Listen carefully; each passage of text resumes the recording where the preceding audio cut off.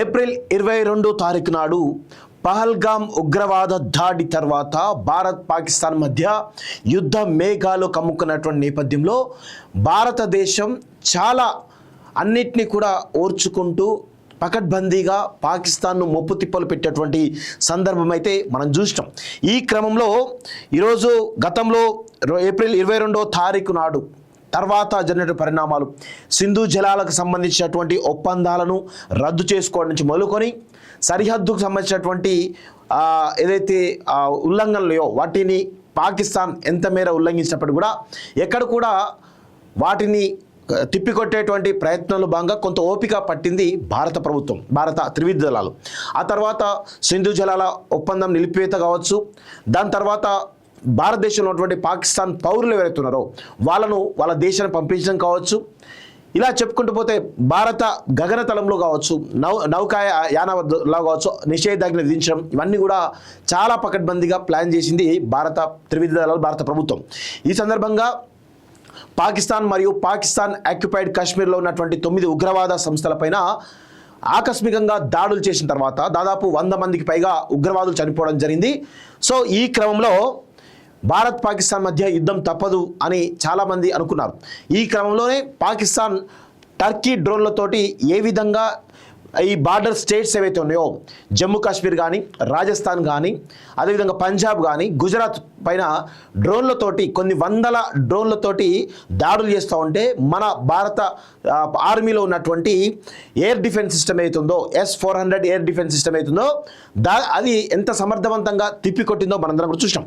ఈ క్రమంలో పాకిస్తాన్ మరి ఇంటర్నేషనల్ మానిటరీ ఫండింగ్ నుంచి ఏజెన్సీ నుంచి కొంతమేర $1 బిలియన్ ఏదైతే ఉందో అప్పు తీసుకుందో ఆ క్రమంలో అమెరికా ఒక కండిషన్ పెట్టింది, మీరు యుద్ధాన్ని ఆపుతామంటేనే మీకు రుణం ఇస్తామని చెప్పేసి దాదాపు 8,000 కోట్ల రూపాయలు మన ఇండియన్ కరెన్సీలో ఇస్తామని చెప్పేసి చాలా స్పష్టంగా అమెరికా కొంత ప్రెషర్ పెట్టడం జరిగింది. ఆ క్రమంలోనే యుద్ధ విరమణ ప్రకటించడంతో అమెరికా కోరిక మేరకు భారత్ కూడా ఇటు సీజ్ ఫైర్ కాల్పుల విరమణ ఒప్పందాన్ని అంగీకరించడం జరిగింది. నిన్న డొనాల్డ్ ట్రంప్ దాన్ని ప్రత్యక్షంగా ఆయన ట్విట్టర్ అకౌంట్లోనే చెప్పడం జరిగింది. ఒకసారి ఆ ట్విట్టర్ అకౌంట్లో ఆయన ఏం చెప్పిండో ఒకసారి చూసిన తర్వాత మిగతా డీటెయిల్స్ కూడా మాట్లాడేటువంటి ప్రయత్నిద్దాం. So first American president Donald Trump ట్విట్టర్లో పెట్టిన తర్వాత ఇరు దేశాలు, మన దేశ విదేశాంగ శాఖ ఆల్రెడీ స్పష్టంగా ఇక్కడ ఇద్దరి మధ్యలో అంగీకారం జరిగింది, కాల్పుల విరమణ మేమిద్దరం కూడా పాటిస్తామని చెప్పేసి చెప్పడం జరిగింది. అందులో భాగంగానే సో పెద్ద ఎత్తున భారతదేశంపై విమర్శలు వెల్లువెత్తున్నాయి. సో మా సొంత కంట్రీలో ఉన్నటువంటి మన దేశ పౌరులు చాలా పెద్ద ఎత్తున విమర్శలు చేస్తున్నటువంటి విషయం చాలా స్పష్టంగా కనబడతా ఉంది. అదేవిధంగా ఇటు పాకిస్తాన్ సంబంధించినటువంటి ప్రధాని షహబాజ్ ఎవరు ఉన్నారో మేము విజయం సాధించామని చెప్తూ అక్కడ ఉన్నటువంటి పౌరులందరితో కూడా విజయోత్సవ ర్యాలీలు, అంటే భారతదేశం పైన పాకిస్తాన్ పైచేయి సాధించింది అనే కోణంలో, భారతదేశం పైన పాకిస్తాన్ గెలిచింది అనే కోణంలో అక్కడ ర్యాలీలు చేస్తూ, ఆ ర్యాలీలు చేయడమే కాకుండా ఇక్కడ LOC దగ్గర ఈ కాల్పుల విరమణ ఒప్పందాన్ని ఉల్లంఘించి మన దేశ సైన్యం పైన కాల్పులు కూడా జరిపినటువంటి సందర్భాలు కనబడుతూ ఉన్నాయి. ఈ క్రమంలో యుద్ధం ఆగుతుందా లేకపోతే ఇంకా మున్ముందు ఇంకా ఉద్రిక్త పరిస్థితులు పెరిగేటువంటి అవకాశం ఉందా అనేది కూడా తెలియాల్సిన అవసరం అయితే ఉంది. సో ఇక్కడ డొనాల్డ్ ట్రంప్ పెట్టినట్టు చూద్దాం. After a long night of talks mediated by the United States, I am pleased to announce that India and Pakistan have agreed to a full and immediate ceasefire. So ఇది చెప్పిడు okay, దీని తర్వాత చూడండి ఒకసారి. Congratulations to both countries on using common sense and great intelligence, thank you for your attention to this matter. అంటే భారతదేశాన్ని కూడా కొంత అవమానపరిచే రీతిలో ఈరోజు డొనాల్డ్ ట్రంప్ మాట్లాడినటువంటి విషయం చూస్తాను. సో ఇక్కడ ఏమంటాడు, congratulations to both countries on using common sense అంటా ఉన్నారు. అంటే ఎంత అంటే వాళ్ళ యొక్క అగ్రదేశం అని చెప్పేసి ఎంత పొగరుతో డొనాల్డ్ ట్రంప్ మాట్లాడుతూ ఉన్నాడో మనందరం కూడా అర్థమవుతా ఉంది. సో సరే ఏది ఏమైనప్పటికీ కూడా కాల్పుల విరమణ అనేది ఒక ఇంతకు మంచిదే, ఎందుకంటే ఇరు దేశాలు కూడా శాంతి ప్రకారంగా పోతే మంచిదే. కానీ ఇక్కడ పాకిస్తాన్ ఇప్పుడు అంతర్జాతీయ మీడియాలనేమో చాలా స్పష్టంగా ఇంటర్నేషనల్ మానిటరింగ్ ఫండింగ్ ఏజెన్సీ ఏదైతుందో వాళ్ళకు దాదాపు 8,000 కోట్ల రూపాయల అప్పు కోసం అడిగితే అమెరికా ఒక ప్రతిపాదన పాకిస్తాన్ పెడుతుంది.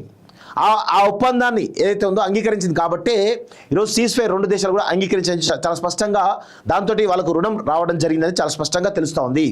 సో ఈ క్రమంలో అంతర్జాతీయ మీడియాలేమో ఇదంతా జరుగుతుంది, కారణం ఏంటి అనేది కొన జరుగుతూ ఉంటే, ఇంకొక వైపు పాకిస్తాన్లో పాకిస్తాన్ ప్రధాని మరియు పాకిస్తాన్ ఆర్మీ, పాకిస్తాన్ ప్రజలందరూ కూడా భారతదేశం పైన పాకిస్తాన్ నైతిక విజయం సాధించింది అనే కోణంలో సంబరాలు జరుపుకున్నారు. పాకిస్తాన్ ప్రధాని స్వయంగా మేమే గెలిచామని చెప్పేసి చాలా స్పష్టంగా మీడియా ముందు చెప్పడం జరిగింది. ఇవన్నీ చూస్తూ ఉంటే మరి భారతదేశం ఏం చేస్తున్నట్టు, అసలు ఈ సీజ్ ఫైర్కు ఒప్పుకోవడం గల కారణాలు ఏంటి, ఏం ఒప్పందాలు జరిగినాయి, ఇవన్నీ ఏమైనా బయటకు వచ్చినాయా? ఈరోజు ఉగ్రవాదం పైన ఒక అలుపెరుగైనటువంటి పోరాటం చేస్తుంది ఈ కేంద్ర ప్రభుత్వం అని భారతదేశ ప్రజలందరూ కూడా 140 కోట్ల మంది ప్రజలందరూ కూడా ఈరోజు ప్రధానమంత్రి నరేంద్ర మోడీ కావచ్చు మద్దతు ఇవ్వడం జరిగింది. ఈ క్రమంలో త్రివిధ దళాలు కూడా చాలా పెద్ద ఎత్తున సపోర్ట్ దొరికిన విషయం మనందరం కూడా గమనిస్తున్నాం. ఈ క్రమంలో ప్రధానమంత్రి నరేంద్ర మోడీ ఖచ్చితంగా చాలా విషయాలను ఈరోజు ప్రజలకు చెప్పాల్సిన అవసరం అయితే ఉంటుంది. సో కాల్పుల విరమణ ఒప్పందాన్ని అంగీకరించడం తప్పేమి కాదు, కానీ ఆ విరమణ ఒప్పందాన్ని అంగీకరించగల కారణాలు ఏంటి, ఉగ్రవాదం పైన పాకిస్తాన్ ఎలాంటి చర్యలు తీసుకోబోతుంది, పాకిస్తాన్ ఆక్యుపైడ్ కాశ్మీర్ మరియు పాకిస్తాన్లో ఉన్నటువంటి వందలాది ఉగ్రవాద స్థావరాలను ఏ విధంగా మట్టు పెడుతుంది పాకిస్తాన్, ఏమైనా ఒప్పందం జరిగిందా, దాని గురించి అంగీకారం జరిగిందా? పాకిస్తాన్ ఈరోజు దాదాపు ఒక 70-80 సంవత్సరాలుగా మన దేశం పైన ఉగ్రవాద దాడులు చేసి వేలాది మంది అమాయకమైనటువంటి భారతీయులను పొట్టన పెట్టుకున్నారు కదా, దానికి ఏమైనా సమాధానం చెప్తారు? ఇవన్నిటికి కూడా ప్రధానమంత్రి నరేంద్ర మోడీ సమాధానం చెప్పాల్సిన అవసరం అయితే ఉంది. ఈ దేశ ప్రజలకు ఖచ్చితంగా ఆయన జవాబుదారిగా ఈరోజు ఖచ్చితంగా సమాధానం ఇవ్వాల్సినటువంటి అవసరం అయితే ఉంది. ఎందుకంటే భవిష్యత్తులో ఇంకా ఉగ్రవాదులు దాడులు జరగవా, దాని గురించి పాకిస్తాన్ ఎలాంటి హామీ ఇచ్చింది?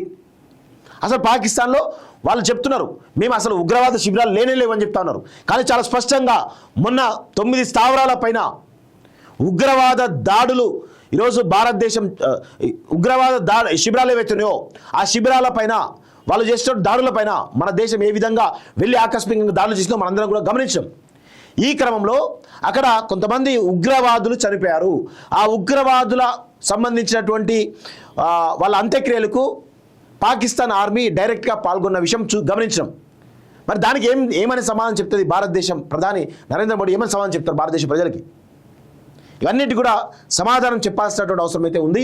ఎందుకంటే ఇక్కడ మేము ఒకటే కోరుకున్నాం, ఉగ్రవాదాన్ని నిర్మూలించేందుకు ఖచ్చితంగా ఒక సీరియస్ యాక్షన్ పాకిస్తాన్ పీఓకే పైన జరిగి తీరాల్సిందని చెప్పేసి మనందరం కూడా కోరుకున్నాం. కానీ అది ఎక్కడ కూడా ముందుకు కదలేదు. సరే, మోడీ యుద్ధ వ్యూహాలు రచిస్తున్నారని చెప్పేసి ఈరోజు భారతదేశం అంతా కూడా ఏకతాటిపైన వారు చేస్తున్నటువంటి ప్రయత్నాలన్నిటి కూడా సంయమనంతో భారతదేశ ప్రజలందరూ కూడా ఈరోజు సంయమనం పాటించి మద్దతుగా నిలిచారు.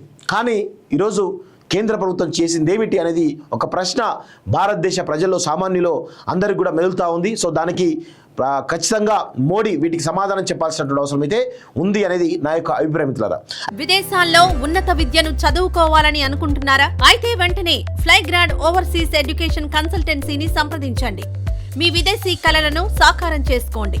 ఫ్లైగ్రాడ్